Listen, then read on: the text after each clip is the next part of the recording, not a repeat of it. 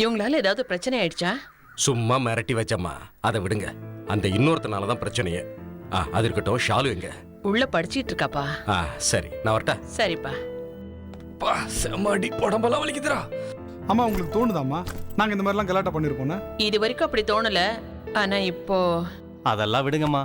Bala sir SI புத்தியை காட்டுறாரு. சரி, எங்க தங்கச்சி எங்க? தங்கச்சி பரிசும் பட்டமும் வாங்குறா, ஆனா நீங்க ஊர் ரொம்ப இழுத்துட்டு வரீங்க.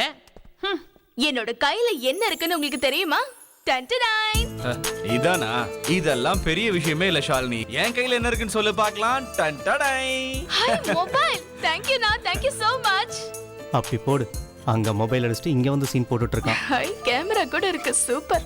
ஏன்டா உனக்கு இந்த தேவையில்லாத வேலை? இது ஸ்கூல் படிக்கிற பொண்ணுக்கு எதுக்குடா மொபைல்? சரியா சொன்ன. இவளுக்கு எதுக்குடா மொபைல்? இனிமே இவ படிச்ச மாதிரி தான்.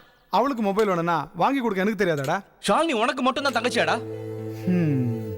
என்ன இருந்தாலும் நான் ஒரு அனாதை தானே.